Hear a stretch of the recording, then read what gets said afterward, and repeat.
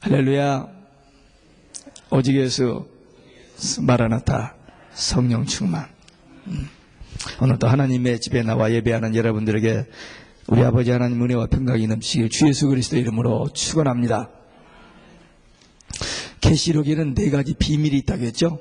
첫째 비밀은 1장 20절에 7별, 그 다음에 7 금초대.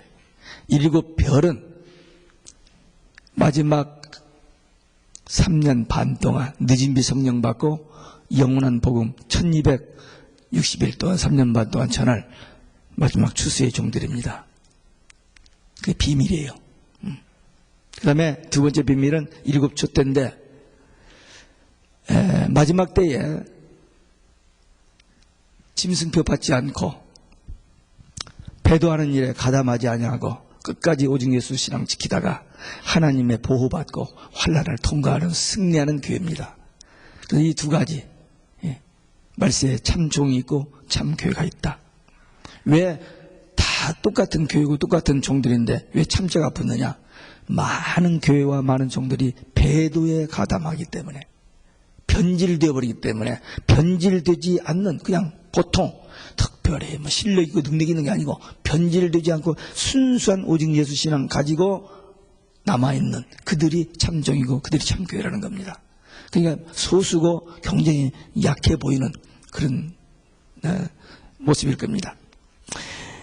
그 다음에 음녀의 비밀입니다. 음녀는 캐톨릭을 중심한 WCC 세계 교회에 그 다음에 범종교, 그 다음에 종교다원주의, 모든 종교가 다 하나로 묶어져 버리고 그 다음에 기독교도 거기까지 가담되어 버리는 이 종교다원주의, 이것이 음녀의 비밀. 그 4번째, 오늘 이제 다루려고 하는 4번째 비밀은 짐승의 비밀입니다. 이 짐승이 뭐냐? 짐승, 기분 나쁘죠? 그리고 고약한 겁니다.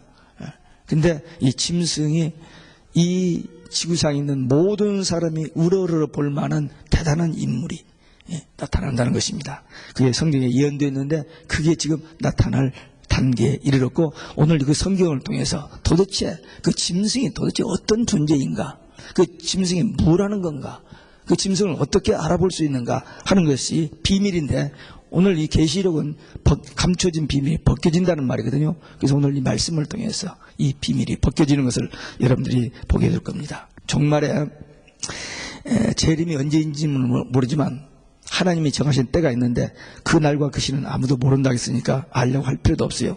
그런데 예수님께서 제자들에게 마지막으로 예루살렘 올라가서 한 주간 있는 동안에 화요일 날인가 수요일 날인가 이렇게 감람산에서 성전을 내려다보고 징조에 대해서 이야기하면서 저기 저 성전이, 두 번째 성전이죠, 제2성전이 돌 위에 돌 하나 남지 않고 다 무너지리라. 이 말이 안 되는 일이거든요. 아니 그렇게 잘 지어놓은 성전이 왜 갑자기 무너져요? 무너지리라. 그리고 역사의 종말에는 이러한 일들이 일어나리라. 그런 예언을 했는데 그 징조 중에 하나가, 대표적인 징조 중에 하나가 무화과 나무의 비유를 배우라. 무화과 나무가 싹이 나고 잎이 나고 하면은 인자가 문 앞에 곧 가까이 이른 줄 알라. 그 예언이, 그 징조가 역사상에 이루어졌습니다. AD 70년에 돌 하나 돌에 남지 않고 다 무너져버렸던 그들 110만 명이 죽어버리고 나머지는 다 노예로 끌려가 버렸던 그 황폐한 이 이스라엘 땅. 그런데 그 나라가 1948년도 5월 14일 날 회복됐어요. Nobody knew. 아무도 몰랐죠. 그래서 성경의 예언대로 무화과 나무에 잎이 났던 겁니다. 그 1948년도에 놀라웠게도 WCC가 같이 시작됐고, 48년대 우리 한국도 그때 나라가 개헌절인가요?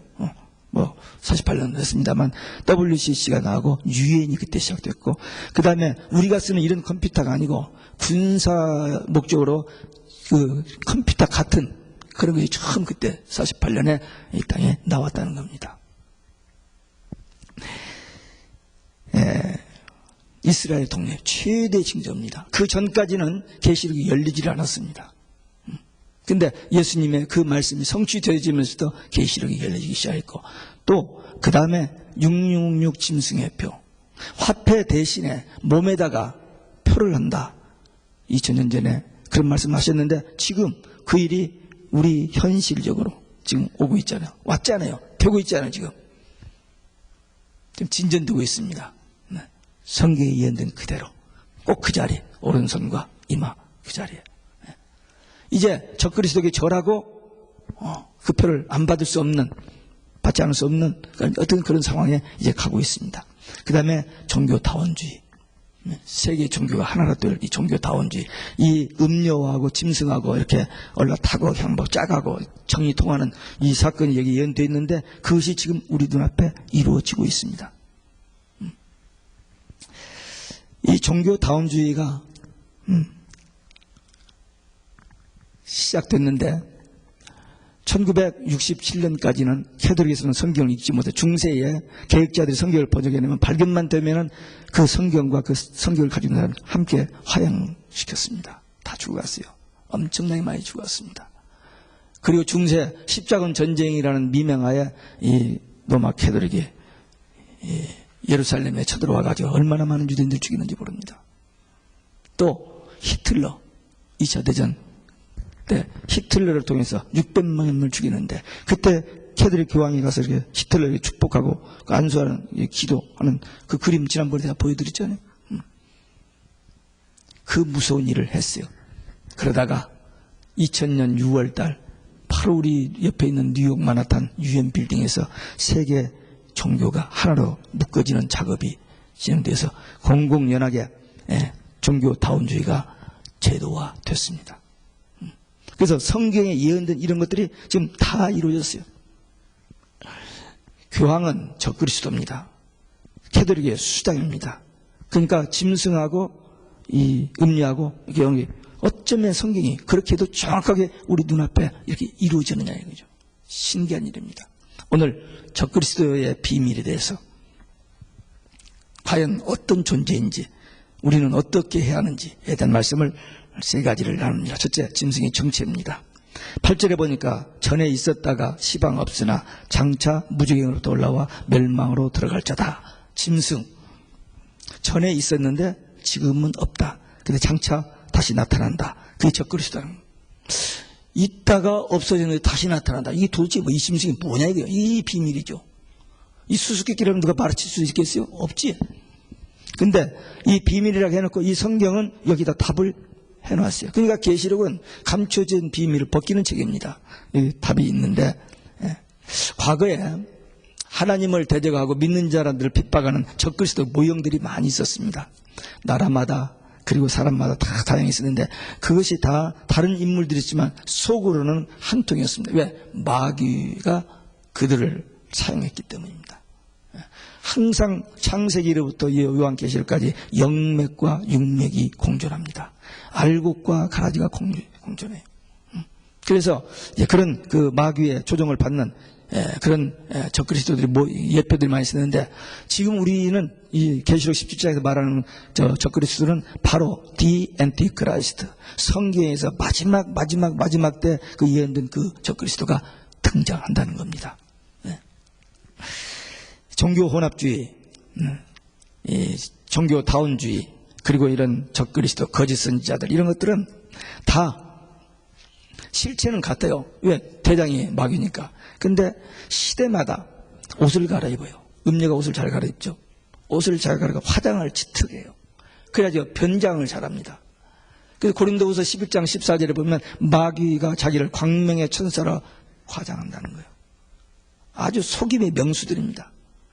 마귀가 하는 일은 거짓말하고 도둑질하고 죽이고 멸망시키는 것뿐이라고 요한복음 10장 10절에 그랬어요.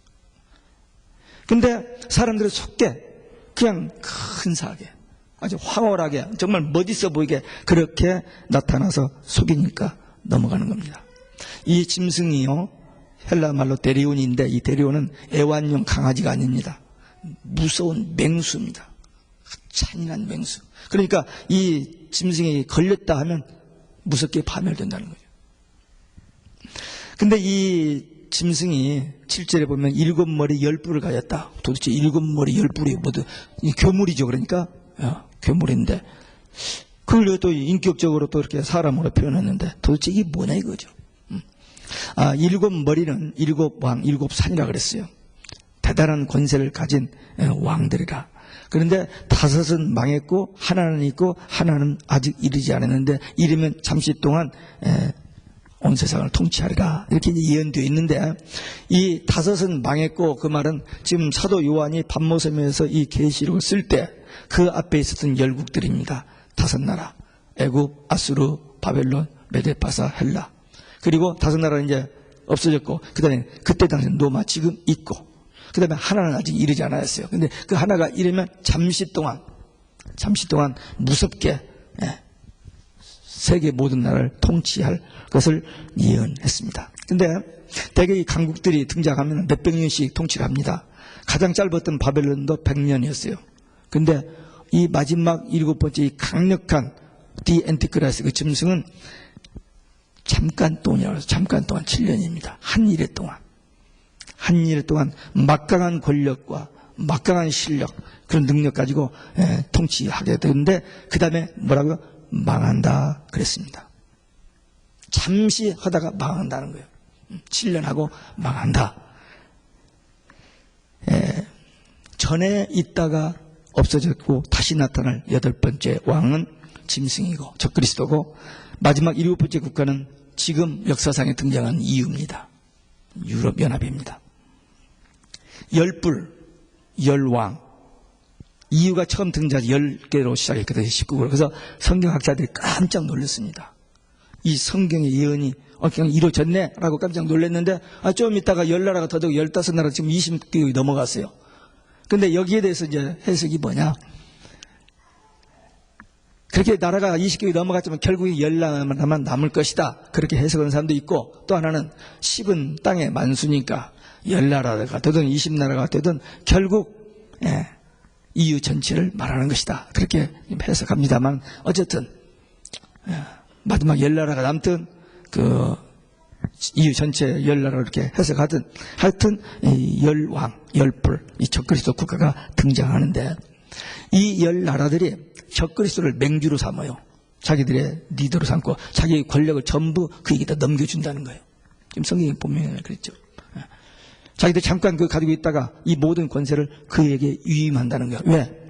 지금 자기들이 이 세계 평화, 이 핵전쟁 또 여러 가지 복잡한 문제들을 해결할 수 없기 때문에 누군가 하나 강력한 슈퍼맨이 나오지 않고는 안 되겠다는 생각에서 넘겨줄 것이라고 하는데 요즘에 이제 세상 돌아가는 것을 보면은 핵전쟁 때문에 평화를 위해서 평화라는 단어 때문에 모든 종교도 하나 되고 평화라는 단어 때문에 적그리스도 등장하는 것으로 그렇게 보았는데 요즘 유럽이 생각밖에 경제 파탄이 오고 종교 파탄이 오고 난립니다. 지금 유럽이.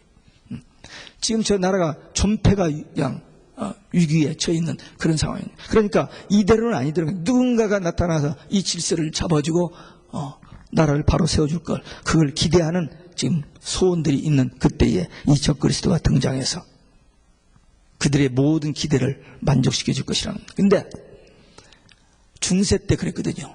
중세 교황이 모든 정치, 경제, 무슨 종교 다 한 손에 쥐고 흔들었거든요. 그때를 바라보면서 다시 그렇게 되기를 원합니다. 이 이유가 시작은 교황청에서 시작했어요.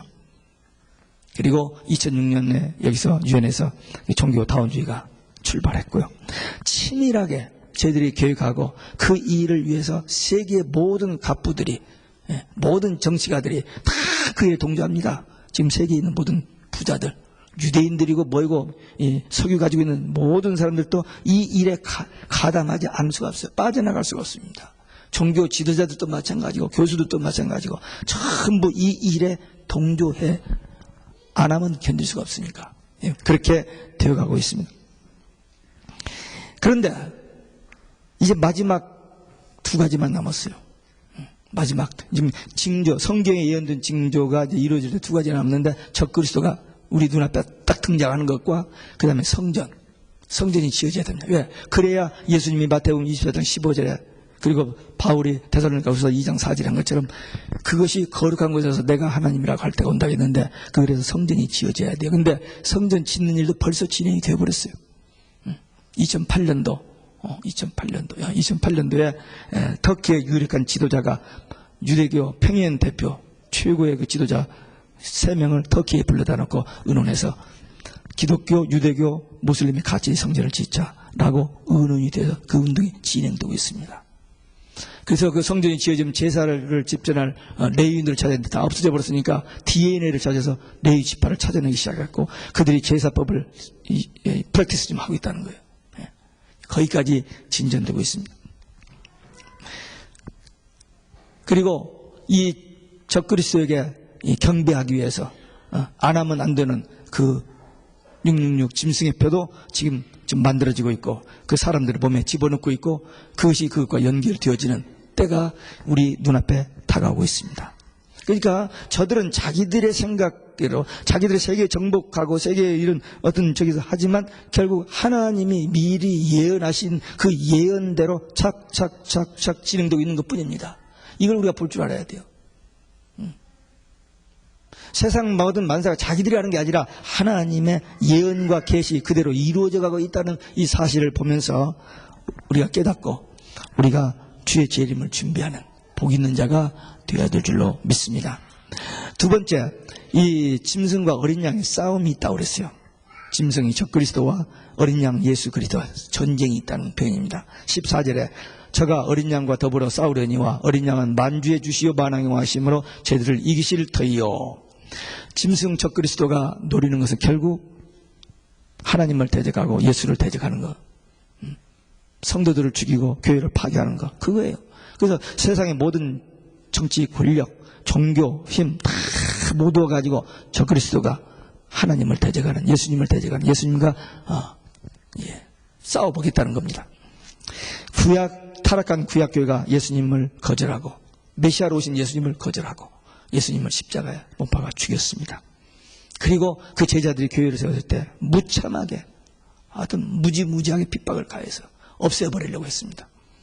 근데 하나님이 지키셨죠. 근데 마지막 때도 이 신약교회의 마지막 때도 이 배도 이 종교다운주의 이런 것들이 이 참교회와 하여튼 마지막 한 판을 놓고 싸우게 될 것입니다. 어떻게든지 이 교회를 없애버리려고 그 계시록 12장에 보면 용이 물을 품어가지고 이 교회를 떠내려가게 해버리려고 그냥 물을 품어버리는데 땅에 딱 갈라지고 물이 골로 다 들어가 버리죠. 그래서 하나님이 보호하신다는 표현이 나옵니다. 결국 짐승과 어린 양과의 싸움은 어떻게 되느냐? 싸움은 저희가 적그리스도 세력이 모든 힘을 모읍니다.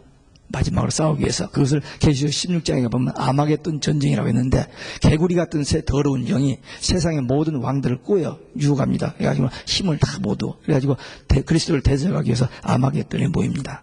그걸 예수님이 재림하셔서 그 심판해버립니다. 그러니까 그것은 여기서 전쟁, 아마겟돈 전쟁이라는 표현을 썼습니다만 주님이 재림하심으로 이 어둠의 세력, 마귀의 세력을 멸하시는 심판입니다.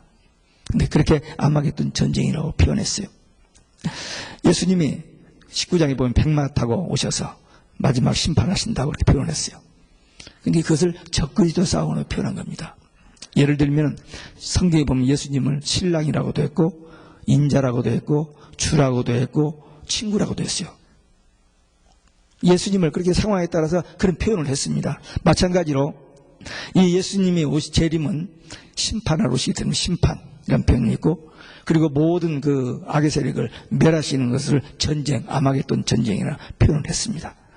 적그리스도와 싸움이라고도 표현되고 그러니까 결국 이 세상의 모든 마귀가 주권을 잡고 있는 이 모든 세상 저기를 가지고 예수님과 마지막 싸움이 벌어진다는 것입니다. 그런데 14절에 보니까 어린 양 예수는 만주의 주요 만왕의 왕이심으로 이기실 터이요. 아멘. 주님이 이기신다는 거예요. 왜? 만주의 주시고 만왕의 왕이시기 때문에 저들은 아무리 다 힘을 다 모아도 피조물이에요. 근데 예수님은 창조주시거든요. 게임이 안 되는 거예요.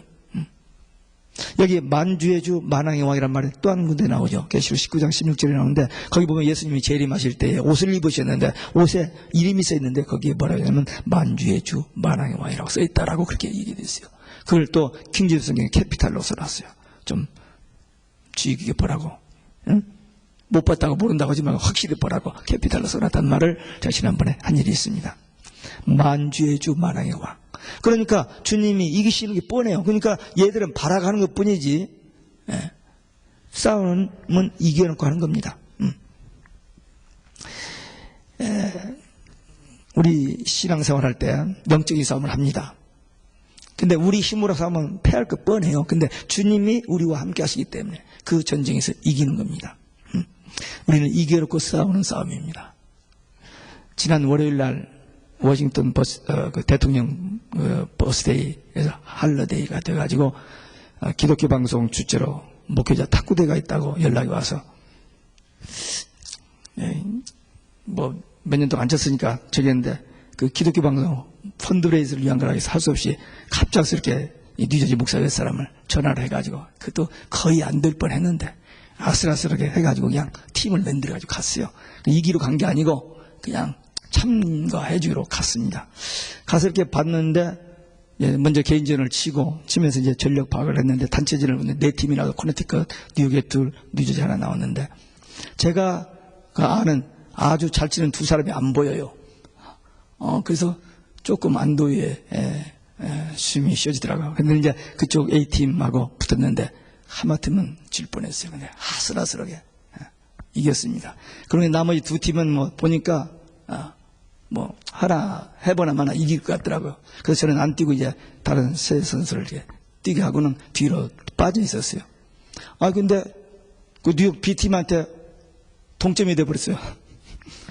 그래가지고 이제 제가 나가서 그 목사님 보고, 에이, 그냥 양보하라고. 우리 멀리서 왔고. 그러니까 뭐 하냐고 했더니, 목사님 한 소리 가르쳐 주십시오. 그래서 치기 시작했는데, 이 사람은 마음 놓고 막 휘저어서 그냥 볼이 막, 밖에 볼이 막 들어오는 거예요. 그래서 정신을 바짝 차려가지고, 첫 세트를 아슬아슬하게 이기고 두 세트에서 그냥 가볍게 끝냈습니다만은, 이제 그런 게임을 할 때 이겨놓고 하는 게임, 뭐 이건 실력으로 예를 봐서, 경험으로 봐서 이긴다 하면 쉽게 풀려져요. 근데 지는 게임은 힘듭니다. 고생합니다. 근데 이 영적 싸움도 마찬가지요. 우리가 하려고 하면 피곤하고 힘들어요. 그 생각만 해도 피곤해집니다. 그러나 하나님이 우리와 함께 하신다. 주님이 우리와 함께 하시기 때문에 이긴다는 거예요. 여기 14절에 그랬잖아요. 그와 함께 있는 자들도 이기리라. 예수님이 이기는 것은 당연지사고, 근데 그리스도와 함께 있는 우리들도 이긴다는 거예요. 예수님과 함께 있는 자들이 어떤 자들입니까? 부르심을 입은 자들, 빼내심을 받은 자들, 진실한 자들. 오직 예수 신앙 가진 사람들은 하나님께서 함께 하심으로 이기게 하신다는 거예요. 아멘. 우리 실력이 아니에요. 어떤 우리의 능력이 아닙니다. 우리가 지금 신앙생활을 할 때 우리가 주님이 내 안에 계시고 내가 주 안에 있고 주님과 나와의 어떤 관계, 영적인 그 관계만 되어 있다면 이 싸움에서 반드시 이기게 되어 있습니다. 예수 안에서의 승리입니다. 예수가 승리하기 때문에 우리도 승리하는 거예요. 우리 복음 찬송에 그런 찬송이 있습니다. 아는 분들이 있으면 한번 같이 따라서 하시기 바랍니다. 승리는 내 것일세, 승리는 내 것일세, 구세주의 보혈로서 승리는 내 것일세, 승리 내 것일세, 내 것일세, 구세주의 보혈로서 항상 이기네. 승리는 우리 것입니다. 왜? 주님이 이기시기 때문에. 우리는 주님께 속한 자이기 때문에. 그 384장 찬송도 그렇잖아요. 마르틴 루터가 종교 개혁을 할 때 너무 힘드는 거예요. 그래서 막 시리에 빠졌어요. 너무 산 넘어 삶. 아니 그 한 개인이 교황청, 하늘을 나르는 새도 떨어뜨리는 그 교황청 어떻게 싸웁니까? 게임이 안 되죠. 하루는 시리에 빠졌는데 부인이 하얀 상복을 입고 나타난 거예요. 아니 어쩐 일이냐고. 하나님이 돌아가셨다고. 무슨 소리냐고. 아니 하나님이 살아계시면 당신이 왜 이 모양이냐고. 그래서 그때 다시 힘을 얻고 종교개혁을 승리로 이끌었다는 겁니다. 하나님 살아계시고 그 하나님은 우리 하나님이십니다. 우리 편이에요. 그러니까 예수의 이름으로 예수님과 함께 싸우는 영적 싸움에서 우리는 반드시 이깁니다. 계시록은 이렇게 평안과 기쁨과 승리를 약속한 책입니다. 많은 사람들이 계시록을 공포, 두려워하고 거부합니다. 그러나 계시록이야말로 평안과 기쁨과 승리를 약속한 책입니다. 그래서 완전한 복음이에요. 예수님의 십자가 부활의 복음, 재림이 빠지면 안 됩니다. 십자가 부활 재림까지 들어가야 완전한 복음이에요. 그게 영원한 복음입니다. 영원한 축복입니다. 그래서 계시록 말씀을 많이 먹어야 돼요. 먹고 모든 사람들에게 예언해야 하리라 했습니다. 그러니까 이 비밀을 알았잖아요. 사람들은 모르고 있는데 이게 다 비밀인데 이걸 알고 있으면 가만히 있으면 안 돼요. 자녀들에게도 가족들에게도 이웃들에게도 이 복음을 나눠야 돼요. 뭐 굉장한 실력, 성경 지식 자랑이 아니고 이렇게 되어질 것, 앞으로 우리 눈앞에 곧 되어질 일이니까 우리 깨어서 기도해야 돼. 준비해야 돼. 이런 말씀 내 신앙 가지고 전하면은 예비된 자는 그 말씀을 받습니다. 귀가 열리지 않은 사람은 아무래도 안 들어요. 예수님이 말씀하시도 안 듣는데, 예수님이 말씀해도 안 들어요. 못 듣습니다. 근데 예비된 자는 우리의 이 복음을 통해서 깨닫는 자들이 분명히 있습니다. 그래서 오늘 이 사명을 감당해야 될 줄로 믿습니다. 끝으로 음녀의 죄입니다. 16절에 보니까 네가 본 바 이 열불과 짐승이 음녀를 미워하여 망하게 하고 벌거벗게 하고 그 살을 먹고 불로 아주 사르리라. 이 음녀가 세상의 모든 백성, 무리, 열국, 방언들 하여튼 세상 모든 것을 다 묶어가지고 그야말로 최고의 모든 영광을 다 누리고 있는데 이 음녀가 망한다는 거예요. 계시록 18장에 보면 어떻게 이렇게 갑자기 일시에 망했는고 하면서 우는 장면이 4군데가 나옵니다. 근데 여기 음녀가 망했는데 근데 어떻게 망하느냐? 짐승에게 망한대요. 짐승에게. 아니 그렇게 사이가 좋았는데 그 짐승을 타고 놀았는데 너 없이는 난 못 살아 막 이렇게 그냥 좋은 관계에 있는데 아니 그 짐승에게 죽임을 당한다는 거예요. 미워하여 망하게 하고 벌거벗겨 살을 먹고 불태워 아주 비참하게 죽임을 당한다는 것입니다. 이 적그리스도가 세상 나라를 컨트롤하기 위해서 자기 하나님 노릇을 하기 위해서 세상을 다 휘어잡아야 하는데 종교 없이는 안 되거든요. 그러니까 이 종교를 다 잡을 때 이 음료를 이용했던 겁니다. 짐승표 받는 것도 얘들이 앞장서거든요. 계시록 13장에 보면 짐승표 받기를 누가 하느냐? 거짓 선지자들, 목사들이 한다 그러죠. 신학 교육 받고 목회하던 그 거짓 목사들이 이 짐승표 받게 한다는 거예요.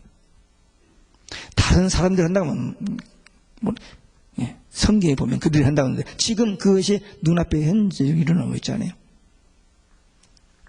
미국에서 제일 큰 교회 목사가 자기는 죄에 대해서 설교하지 않는다는 거예요.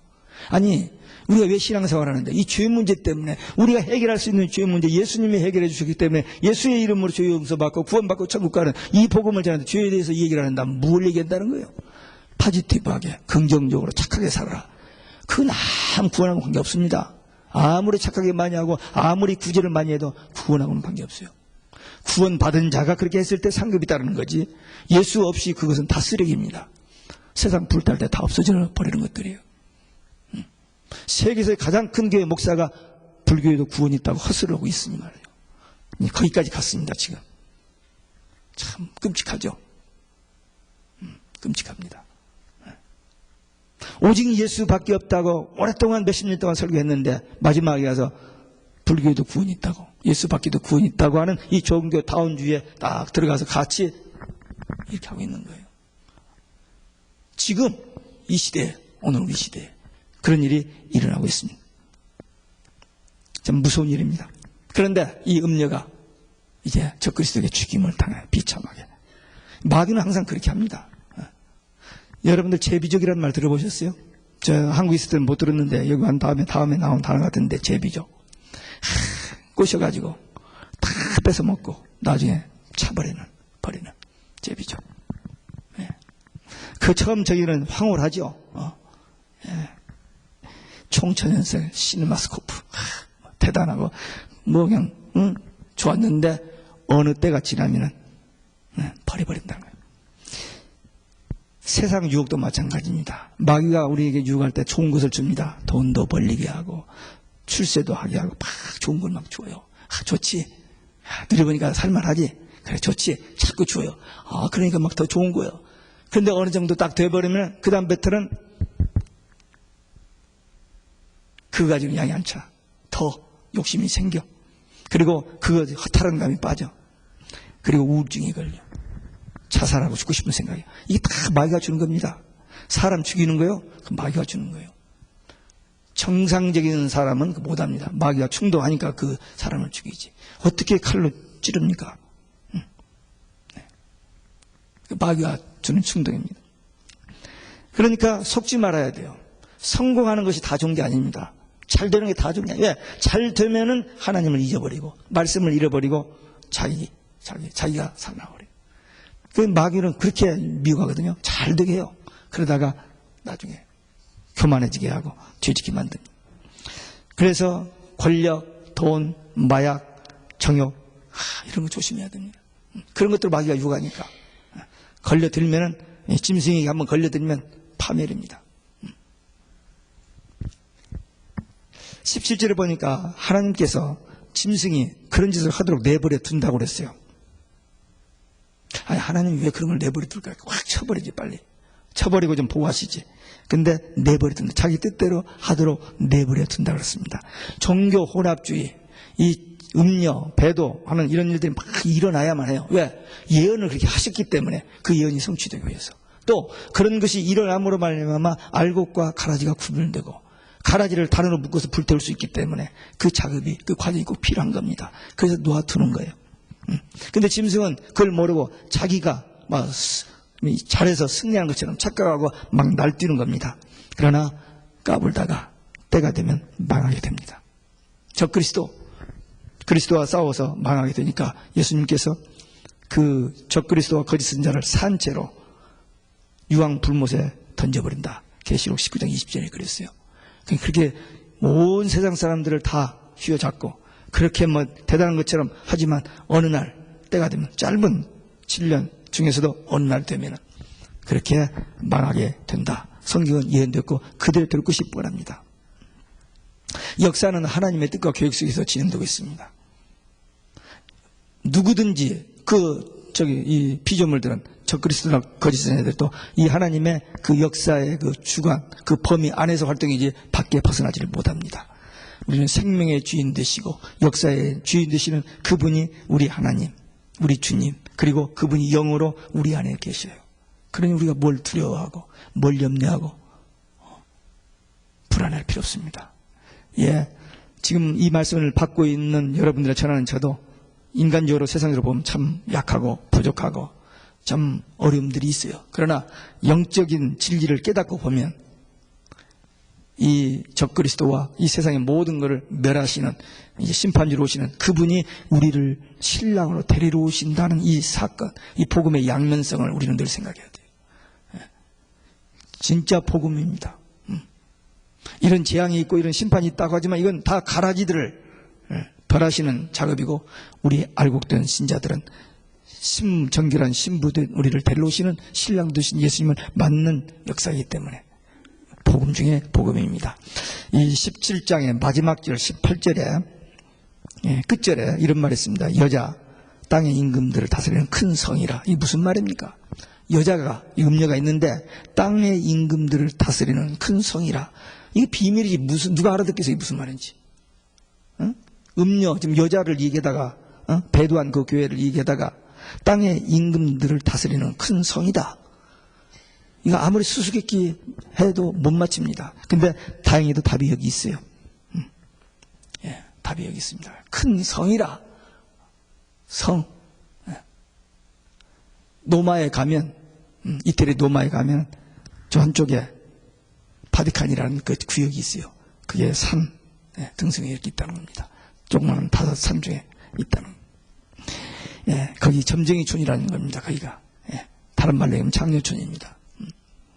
근데 거기에 바티칸이 있는데 이 조그마한 바티칸, 센트럴 마나탄 뉴욕 마나탄의 센트럴 밖에 8분의 1밖에 안 되는 공간에 있는 이 바티칸이 세계 170개국의 대사를 벌입니다. 막강한 힘이죠. 그리고 미국 FBI나 CIA나 러시아의 KGB하고는 비교가 안 되는 정보망을 가지고 있습니다. 세계 모든 부를 다 그들이 컨트롤하고 있습니다. 네. 정치, 경제, 그리고 종교까지 다 컨트롤하고 있어요.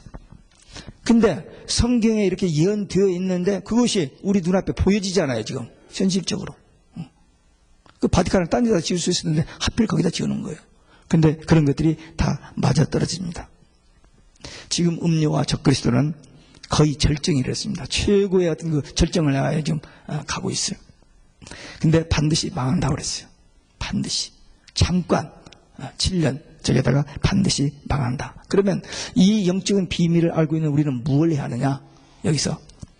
거기서 나오라 하는 메시지를 전해야 됩니다. 계시록 18장 4절에 보면 거기서 나오라 그렇게 있습니다.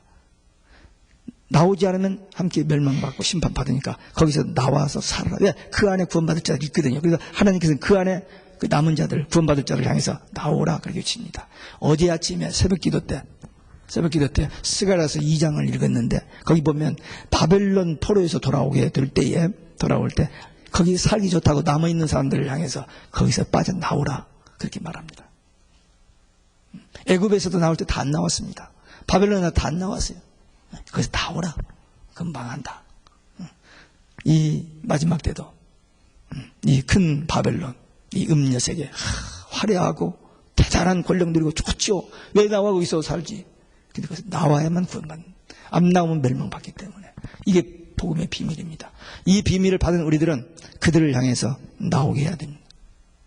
누가 뭐래도 별것을 가지고 미혹을 해도 절대 타협하고 변질 두지 말고 오직 예수 신앙, 교회 중심 신앙, 그리고 재림 신앙으로 승리하는 여러분들이 되시기를 주 예수 그리스도 이름으로 축원합니다. 기도하시겠습니다.